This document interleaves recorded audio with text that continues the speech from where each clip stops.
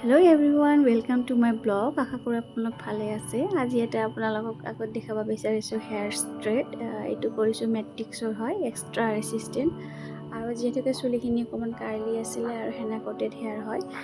আৰু ইয়াতে first cream apply কৰাৰ আগতে মই হেড ৱাছ কৰি লৈছোঁ। অকণমান 80% মই শুকাই লৈছোঁ। আৰু ক্ৰীমটো এপ্লাই কৰোঁতে বহুত স্পীডত কৰিব লাগে। 15 মিনিটৰ ভিতৰতে ক্ৰীমটো এপ্লাই কমপ্লিট কৰিব লাগে। তাৰ কাৰণে মই মোৰ ননদৰ হেল্প লৈছোঁ। আপোনালোকে কোনোবা নহয় কোনোবা এজনৰ হেল্প লৈ কৰিব। আৰু ইয়াতে চিকেন ক্ৰীমটো এপ্লাই কৰোঁতে বেছি সিমান এটা দিগদাৰ নাথাকে, কিন্তু ফাৰ্ষ্ট ক্ৰীমটো এপ্লাই কৰোঁতে বহুত প্ৰব্লেম আহি যায়। যিহেতুকে তলৰ ফালৰ চুলিখিনি যেতিয়া আমি অকণমান লেট কৰিম, 20-25 মিনিটমান লগাই তলৰ চুলিখিনি সোনকালে বৰ্ণ ব্ৰেক হৈ যায় আৰু ধুব লগা হৈ যায়। সন্মুখৰখিনি দেৰিকৈ লগোৱা যায়নে, তাৰ কাৰণে সন্মুখৰ চুলিখিনিৰ কাৰণে আকৌ ৰখি দিব লাগে।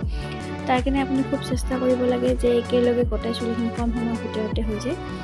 এতিয়া ফাৰ্ষ্ট এপ্লিকেশ্যনটো হোৱাৰ পিছত মই 15 মিনিটমান পিছৰ পৰা হেয়াৰটো মই চেক কৰিছিলোঁ বৰ্ণ বেক হৈছে কি নাই।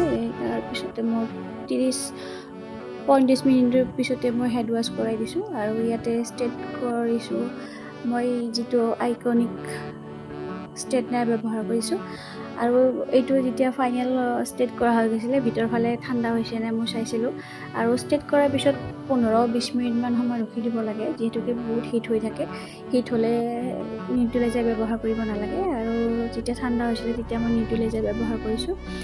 আৰু ইয়াতে ষ্ট্ৰেট কৰাৰ আগতে বহুত টেকনিক আৰু ডিটেইলিং থাকে। আৰু এনেকুৱা নহয় যে ক্ৰীম লগালোঁ, ষ্ট্ৰেট টানি দিলোঁ, ধুই দিলোঁ, নিউট্ৰেলাইজাৰ লগালোঁ, শুকাই দিলোঁ, হৈ গ'ল, এনেকুৱা নহয়। বহুত কিছুমান টেকনিক ফ'ল' কৰিব লাগে, তাৰ কাৰণে চুলিখিনি বেছি ধুনীয়া হয়। আৰু আশা কৰোঁ আপোনালোক ভাল পাইছে ভিডিঅ'টো চাই পেলাই। আৰু কিবা জানিব বিচাৰিলে প্লিজ মোক কমেণ্ট কৰি জনাব। নেক্সট ভিডিঅ'টোলৈ বাই বাই।